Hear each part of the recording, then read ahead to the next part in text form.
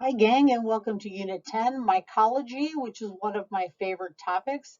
This is the study of yeast and fungi and molds. And molds, as you can see there, is spelled M-O-U-L-D-S because we're not talking about molding something into something. Instead, we're talking about fungi. So it should be spelled M-O-U-L-D-S. Also, be prepared to name the basic parts of the mold structure with a diagram from a list as we go throughout this unit. So stay tuned. Here we go. Let's talk a little bit about the different specimens you're going to see for fungal culture. You're going to see skin and nail samples, which we want to treat the skin and nail with 70% alcohol and then use scalpel scrapings from underneath the nail or on the skin to culture. Hair is a sample you'll see once in a while, and we want to clip it and send it in a sterile petri dish to the fungus laboratory.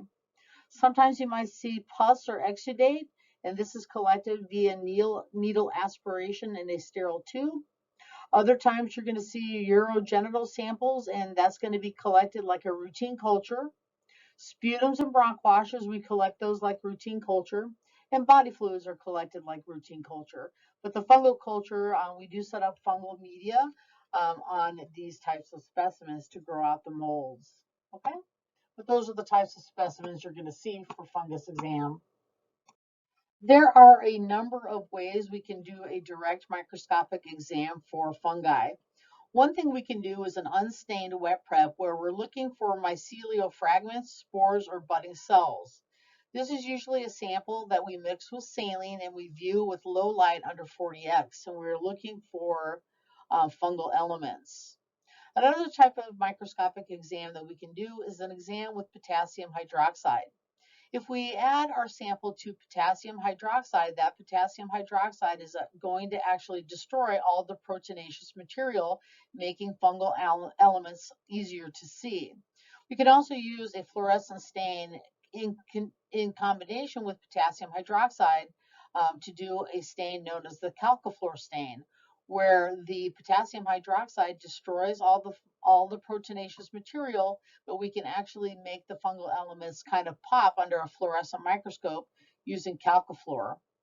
We can do a Gram stain where fungal elements will retain the crystal violet and appear purple. We can do a GMS stain, which is a stain specifically for funguses, Gamuri methenamine silver nitrate stain.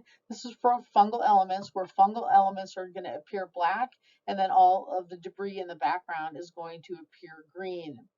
And then finally, we can do an India ink prep, and this is to visualize capsules around a yeast by the name of Cryptococcus species.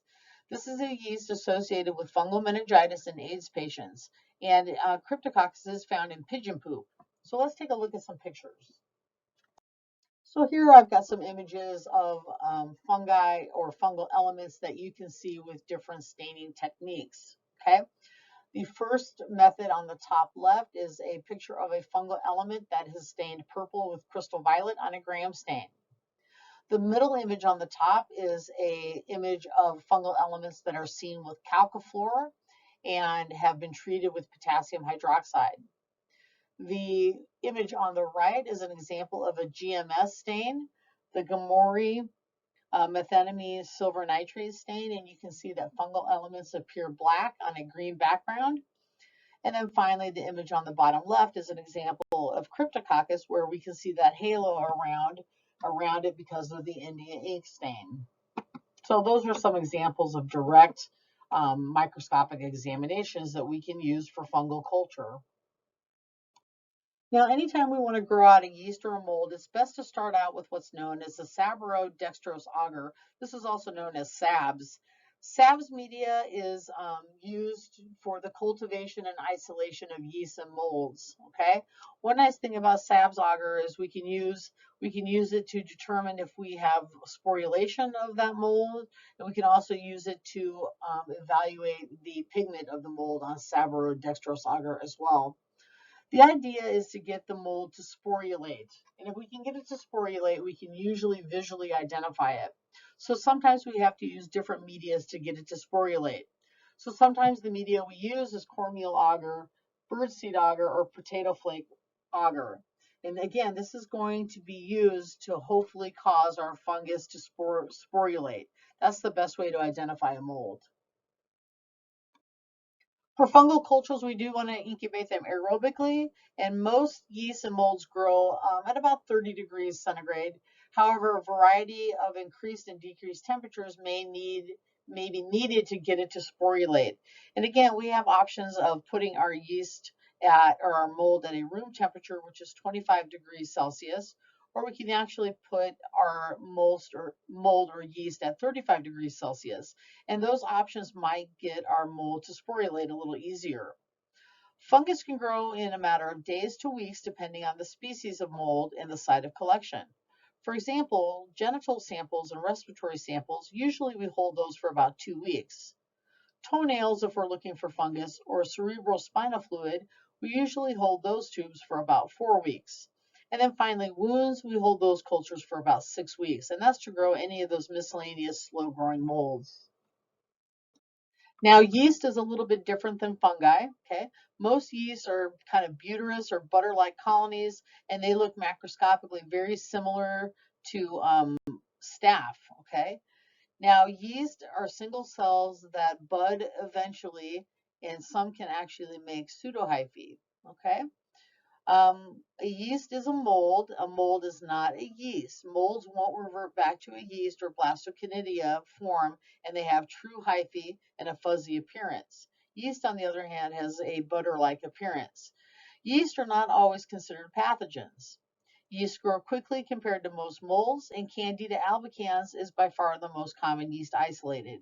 About 50% of the time when you isolate a yeast in the clinical laboratory, you are isolating a Candida albicans. And you may recall that we use what's known as the germ tube to identify Candida albicans. Now, yeast can look a number of ways, demonstrating what's known as blastospores, chlamydospores, arthrospores, and pseudohyphae, depending on the species. And I will point out these structures as we go along throughout the lecture. So here's an example of Candida albicans. It is the most common yeast isolated in the clinical microbiology lab. And you can see in the upper right image that it's starting to stellate or get kind of fritzy. Any yeast that gets fritzy within the first 24 hours like this must be a Candida albicans, but we do need to confirm it with the germ tube. If you look at the image on the top left, you can see that each pseudohyphae ends in a bulbous structure. And that bulbous structure on the end of the pseudohyphae is called the terminal chlamydospore. The only yeast that's going to produce a terminal chlamydospore is Candida albicans. And then if you look at the plate on the bottom left of this slide, you can see that is a Candida albicans on blood. And it looks very similar to a diphtheroid or to Staphylococcus. So if you're not sure, you can do a wet prep. Other species of Candida that you're going to see in the clinical laboratory with less frequency would be Candida glabrata. This is formerly known as Torulopsis glabrata, but the new name is Candida glabrata. You may also see Candida tropicalis, Candida parapsilosis, and Candida dublinensis. Okay? Candida glabrata is interesting because it only buds and it is often the germ tube negative control. So let's go ahead and talk about the germ tube test. So the germ tube test is the test that we use to determine if we have Candida albicans. So what we can do is we can look for what's known as germ tubes or germination tubes when we place our organism in bovine serum following an incubation at 35 degrees Celsius, okay? So what we do is we take half a ml of germ tube solution, which is bovine serum, and we add a couple colonies of our yeast to that tube, and we incubate it for 2 to 3 hours. After 2 to 3 hours, we take our suspension out of the incubator and we do a wet prep and cover slip it in view on 40x. Germ tubes will be 1/2 as wide and 3 to 4 times as long as the chlamydospore, and I'm going to show you a picture in the next few slides. There should be no point of constriction at the junction of the mother cell and the germ tube. Okay, so in order to call it a positive germ tube test, there should be no constriction from the germ tube to the mother cell, and we call that Candida albicans if it's positive. So let's take a look at some images. So the image on the left is an example of a positive germ tube test, and you can see we've got the terminal chlamydospore, which is the mother cell, and then the pseudohyphae coming off of that terminal chlamydospore, which is called the germ tube. There is no constriction or no pinching from the pseudohyphae to the mother cell. So here we can call that a positive germ tube test. And then if you look at the image on the upper right, that's a positive germ tube test as well. And if you look at the image on the bottom right, this is an example of Candida glabrata, where you see budding yeast, but you don't see any pseudohyphae.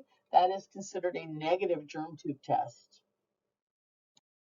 So most yeasts produce pseudohyphae, but there are some other yeasts that do different types of morphology. For example, Candida glabrata, this is usually our negative control for our germ tube test. I picked Candida glabrata and Geotrichum species just kind of at random because they are so structurally diverse. Okay, so Candida glabrata does not make any pseudohyphae. It can be found in urine. It can be a pathogen as well. It's very, very small. It takes about 1 to 3 days to grow, and they're tiny and white. Geotrichum, on the other hand, is a type of yeast that is found in lesions from the mouth, bronchus, or lungs, and it forms arthrospores. And an arthrospore is a blocky-looking spore. It's a rectangular-looking spore, okay? Um, this grows at about 25 degrees Celsius, which is room temperature, and it usually looks moist and creamy with radial furrows. It kind of looks brainy. And it grows at 35 degrees also, and it has kind of a wax-like structure at 35 degrees. Okay, so that's two other yeasts that I wanted to mention that are quite a bit different than Candida albicans. So here's some images that I wanted to show you. The image on the top left is an example of arthrospores. You can see that they are chaining and blocky looking, and the image on the bottom left is arthrospores as well. If you look at the images on the right, the top image is budding yeast on a cornmeal agar viewed microscopically. And then on the bottom right, we can see pseudohyphae starting to grow. There are no terminal chlamydospores on that pseudohyphae, however, so that's got to be some other type of fungus besides Candida albicans. So germ tube is probably the best way to identify Candida albicans, but how do we go about identifying fungi? We first want to do the macroscopic exam. This is called the growth exam, and we want to note the rate of growth. The rate of growth helps us identify rapid growing molds that grow in 1 to 3 days, or intermediate molds that grow in about 5 to 9 days, or slow growing molds that take over 2 weeks to grow. Okay? We always want to note in our growth examination the front pigment of the colony, the reverse pigment of the colony, and the texture. Okay? Some examples of pigments would be things like slate blue or cinnamon brown, where the reverse might be white or gray. The textures we may notice might be cottony or woolly or granular. Microscopically, for the identification of fungi, we want to look for the size and the shape of the spores. The spores are also known as conidia. We want to look at the arrangement, the shape, and the attachment area appearance, where they attach to the hyphae. Okay? And then we also want to take a minute to look at the microscopic morphology of the hyphae themselves. They can be septated, where they are separated into sections, or non-septated. So when looking to identify a fungi, we can do what's known as the microscopic exam using a dye known as lactophenol cotton blue. Lactophenol cotton blue is the stain that we use to do the Scotch tape examination and stain exam. We can take that Scotch tape and touch it to the spores and lift the spores off, and then take that piece of tape and stick it to a slide and observe it microscopically. Or we can do what's known as a tease prep, where we take a nichrome needle and lift off the fuzzy attachments off the mold, and then put that on a slide to look at. Now, the most important thing in identifying fungi is that we have conidia, or spores, that stay attached to another structure, so we can identify those structures and arrangements. Okay. Now, sometimes those spores kind of go everywhere because they are very fragile. To prevent this from happening, we can do what's known as a slide culture. A slide culture allows us to examine the spores growing onto the top of a cover slip, and then we stain it using lactophenol cotton blue. So let's take a look at a lactophenol cotton blue stain in the next slide. So here's an example of a mold known as penicillium. Penicillin actually comes from penicillium, but penicillium can be described as having brushes or paintbrush-like morphology. The blue dye actually makes structures pop, and we can see where the canidia attach to the canidiophores and etc. Okay. The other nice thing about lactophenol cotton blue is when you use phenol, it actually kills the spores and renders them incapable of causing any kind of disease. Performing a lactophenol cotton blue tape exam is relatively easy, but you do want to do it in a safety cabinet, and that's because we're dealing with spores. Okay. You're going to take 1 drop or 2 drops of lactophenol cotton blue stain and put it on a slide and kind of spread it out so that the stain is all over the slide. You're going to attach clear tape to your index finger and your thumb with the sticky side down, and then you're going to take that sticky side and actually touch it to the sporulation area of the mold. Spores then are going to attach to the tape. You can take that tape, sticky side down, and place it on the slide on top of your 2 drops of lactophenol cotton blue. Then you can observe it microscopically at 10x and identify the mold at 10 or 40x. And again, we're looking for canidia that are attached to other structures. Now, like I said before, sometimes the spores or the canidia are so fragile that it's hard to get them to attach to any other mold structures. So to ensure that we can get those canidia attached to another structure, we can do what's known as a slide culture. Okay, what you're going to want to do is get a sterile petri dish, and you're going to make a little like a little ledge for your slide to sit on. Okay, so you're going to break a stick in half, and you're going to set that on top of a piece of gauze that has been moistened, and that's going to sit in a petri dish. Then what we can do is put our slide across the 2 pieces of broken stick, and that creates kind of a platform. We're going to cut out a piece of agar, usually it's about 7 by 7 millimeters, and place that piece of agar on the slide. Then what we're going to do is we're going to spread spores around the edge of the agar, and then we'll place a cover slip on top of that piece of agar. We'll put that in the incubator, and then what happens is any spores will actually grow up onto the cover slip. Then we can take that cover slip off with a little bit of lactophenol cotton blue, put it on a slide, and examine it for sporulation, and we can determine if any spores are attached to any other structures of the mold.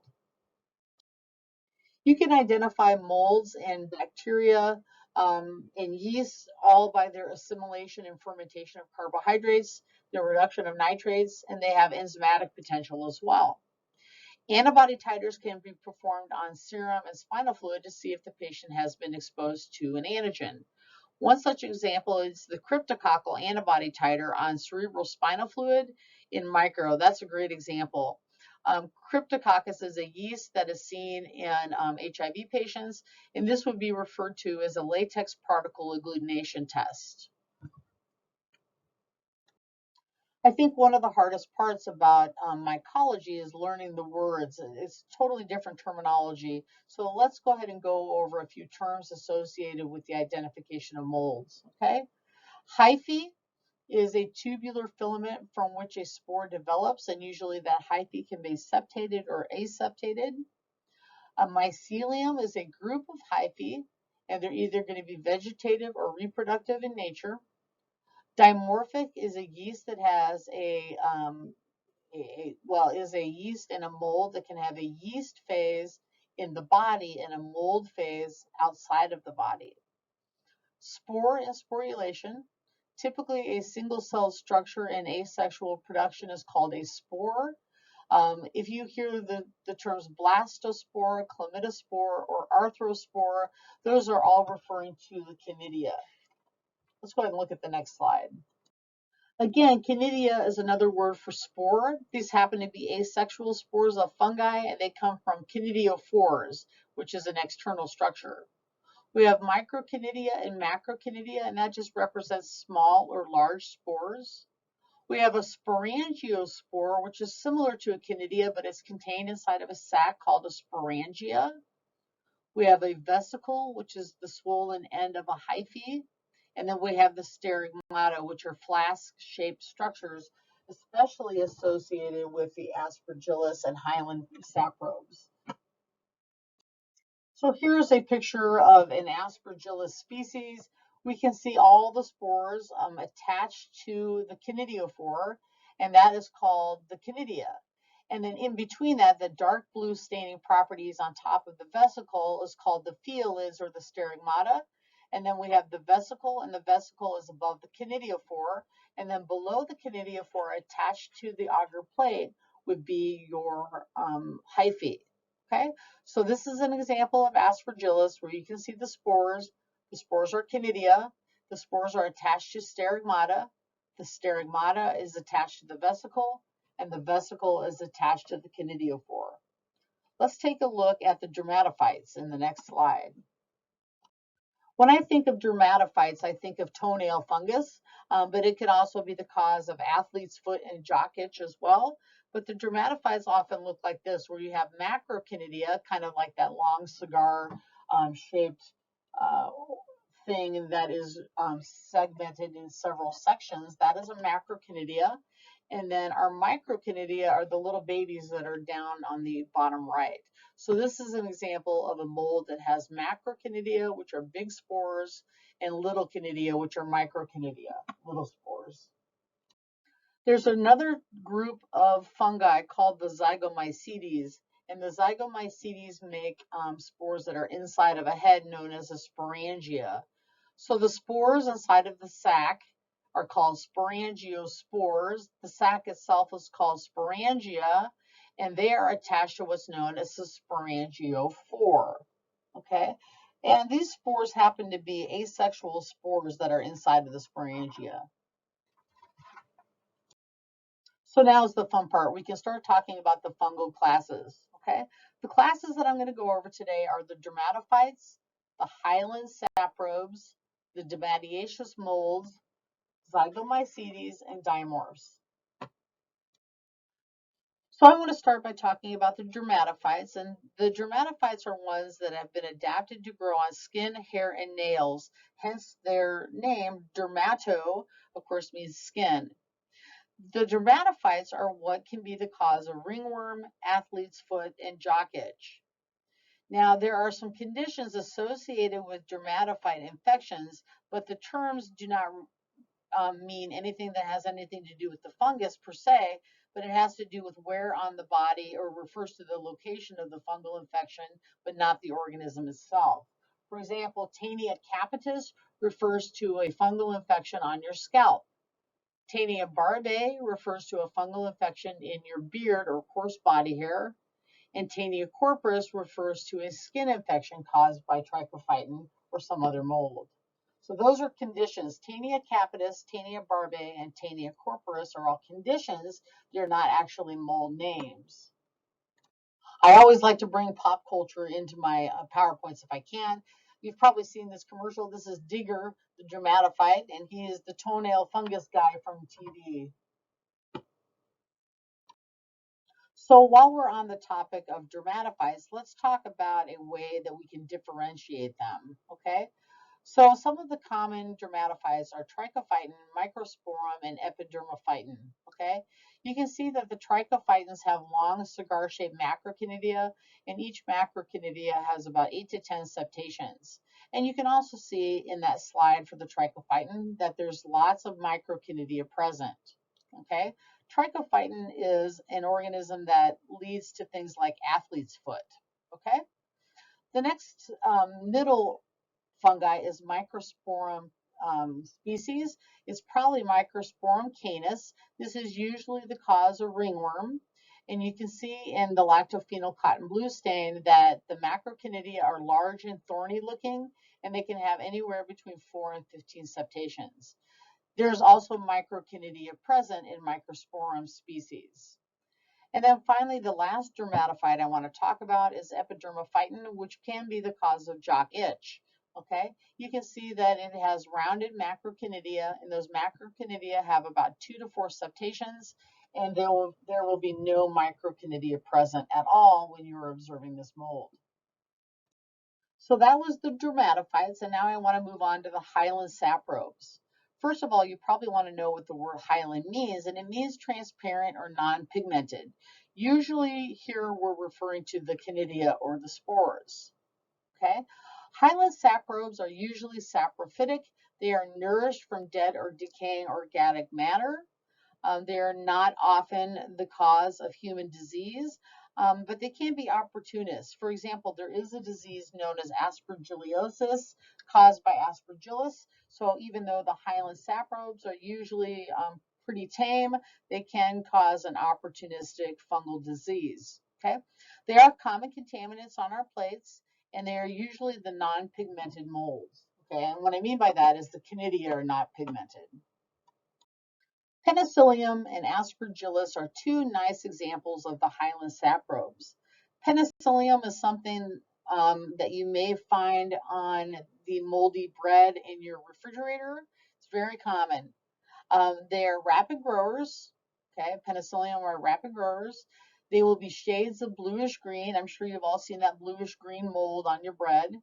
They can have a surface that's velvety or powdery, and their canidia look like paintbrushes. And I'll show you a picture of this momentarily. Aspergillus, on the other hand, depending on the species, can be a rapid to slow growing type of fungi. There are many color varieties for Aspergillus, including slate blue and cinnamon brown or even black. They have a consistency that's velvety to cottony, and they kind of resemble dandelion heads. So let me show you in the next slide what Penicillium and Aspergillus looks like. So here are some pictures of what these molds look like on the plates and then what they look like microscopically. So that image on the top left, this is Penicillium, where the canidia and the canidiophore attached together looks like a paintbrush. And then the mold right over next to that, that kind of bluish or teal colored one, that is an example of a Penicillium. Okay.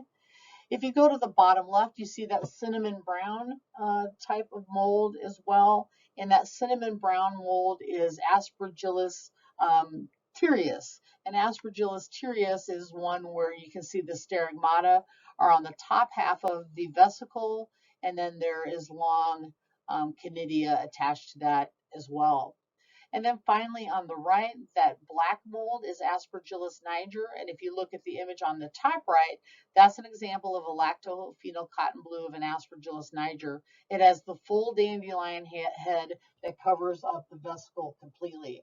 So these are 3 species of Aspergillus and 1 species of Penicillium, the hyaline saprobes.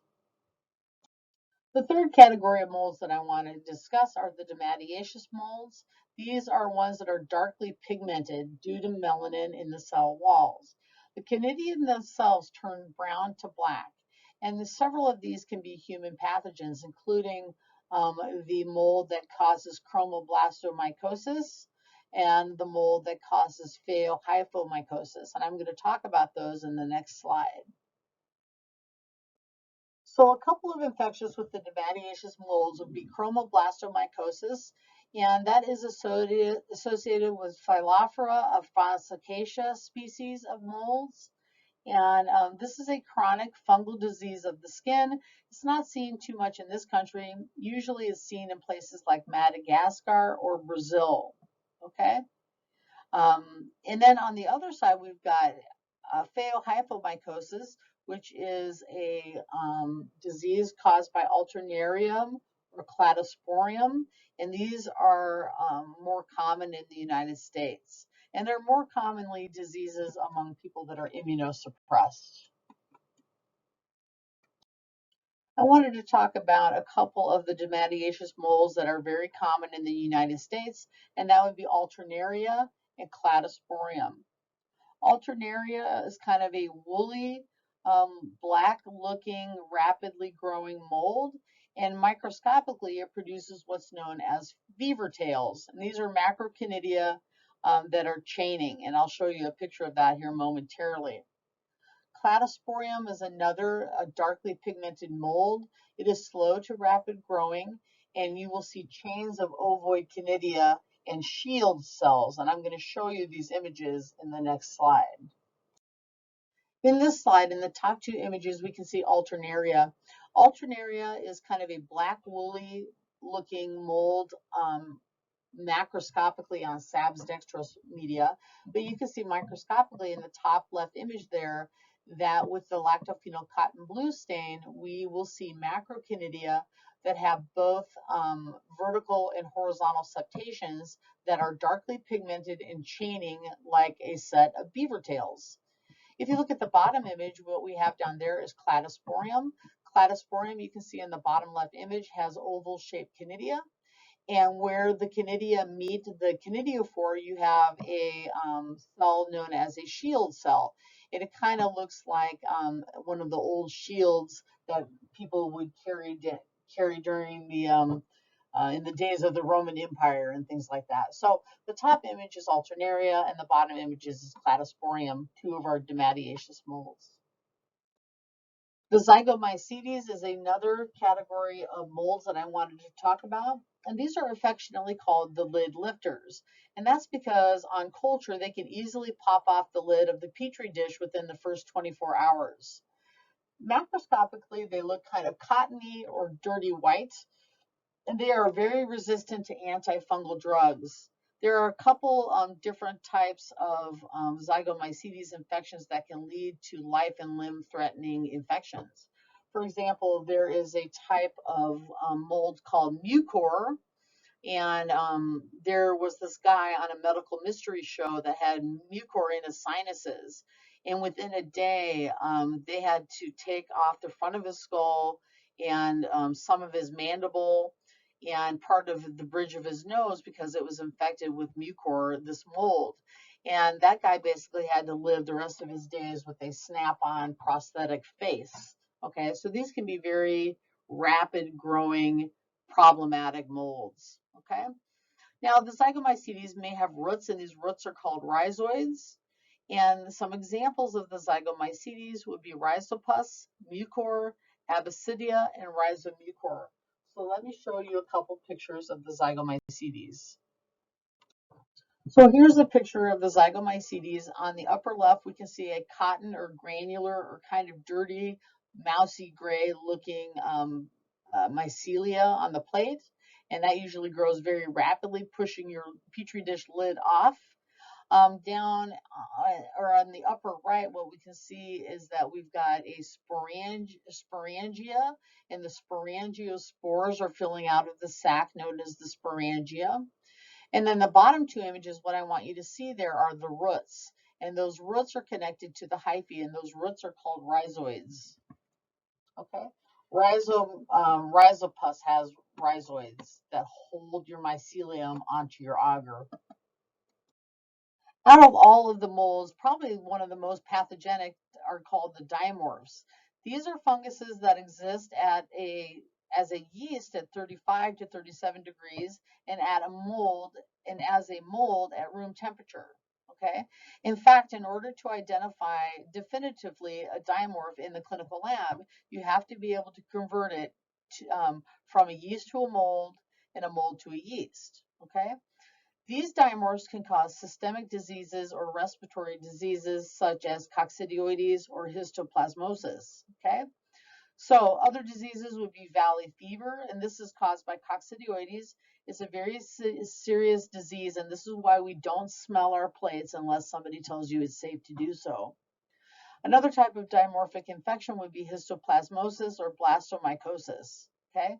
These are identified by the conversion of the mold from the yeast form to the mold form, or the mold form back to the yeast form, or we can do what's known as an exoantigen test. I'm going to explain that in the next slide. But like I said, some examples of dimorphs would be Blastomyces dermatitidis, Coccidioides immitis, and Histoplasma capsulatum. Okay. Histoplasma capsulatum is a slow-growing mold that causes an illness that starts in the lungs and disseminates throughout the body via inhalation of spores from dust or bird droppings. The exoantigen test is used to identify a fungal infection. We can take purified antibodies obtained from animals injected with known fungal antigens, and those react with unknown fungal antigen extracted from cultured fungi. Okay. Extracted antibodies and antigens are placed in an agar plate where diffusion of each occurs at a predictable rate. Extracted patient serum antibodies and fungal antigens are placed in or on an agar media and allowed to diffuse. Okay? When antibody and antigen meet, a precipitate forms, and you can see this visible band. The band confirms the presence of specific fungal antigens and is a positive test. No band means the fungi differs from the antibody used to identify it. So here's an example of radial immunodiffusion and double gel immunodiffusion. You can see in the upper line there's a precipitation band between the antibody and antigen, and that indicates that our patient has the antigens for a specific fungus disease. So here on this slide, we've got some of our dimorphs that are problematic. We've got coccidioides, and that is a lactophenol cotton blue stain of coccidioides in the upper left. You will notice that between each block, there is a space that is clear. Those are called disjunctor cells, and they do not pick up the lactophenol cotton blue stain. But that is easily why it's so, that is a good reason why it's so easily aerosolized, okay? In the bottom left, we've got a histiocyte with yeast from a histoplasma in the tissue. And then on the right, we've got tuberculate macrocanidia of histoplasma. So that's kind of what histoplasma looks like in the mold form. The last thing that I want to talk about in today's unit is the fungus-like bacteria, okay? A lot of times they appear beaded and branching and tangled up gram-positive rods on the gram stain. This is why we call them fungus-like bacteria. They're usually aerobic branching gram-positive rods, and they resemble tangled hyphae, but they're going to be a little bit smaller. Macroscopically, they almost smell like a wet basement, and they have kind of a chalky white, slow-growing colony. They're often identified by determining the ability of the organism to hydrolyze or break down casein, tyrosine, xanthine, and starch. Now, of the two that I want to talk about, nocardia is a pathogen. Nocardia is also acid-fast positive, while streptomyces is not acid-fast positive. But let's go ahead and compare these two in the next slide. So these are the Actinomycetes, not to be confused with Actinomyces, which is an anaerobe. These are the Actinomycetes, okay? And they would include species of bacteria such as nocardia and streptomyces. The nocardia can be macroscopically shades of yellow and partially acid-fast positive, resistant to lysozyme and urea positive. While streptomyces is usually not a pathogen, it can be gray or white, acid-fast negative, and sensitive to lysozyme, an enzyme that will actually lyse the cell walls of gram-positive organisms. And it's actually urea negative, okay? Let's go ahead and take a look at some pictures of nocardia and streptomyces and how we would identify these two organisms. So the images on the bottom are the examples of gram stains where you see beaded and branching, kind of twisted up gram-positive rods. Those are the fungus-like bacteria. One of the tests that we can do is noted in the upper left image, and this would be a test to see if our bug breaks down starch, casein, or tyrosine. And if you look at the casein well, which is the bottom well in that triplate, you can see there's a clear zone around the organism. That's how we know that our bug can hydrolyze casein. Okay, you will notice that starch and tyrosine right there are negative. If you take a look at the macroscopic appearance of streptomyces and nocardia in the upper right image, you can see that they are dry, white, and dusty looking colonies. They strongly adhere to the surface, and they smell like a wet basement. If you were to gram stain them, they would be beaded, branching, gram-positive rods. So that is about it on Unit 10, where we talked about all of our classes of fungi, and then we talked a little bit about the gram-positive rods that are fungus-like. If you have any questions, please reach out. Hope you enjoyed mycology as much as I do.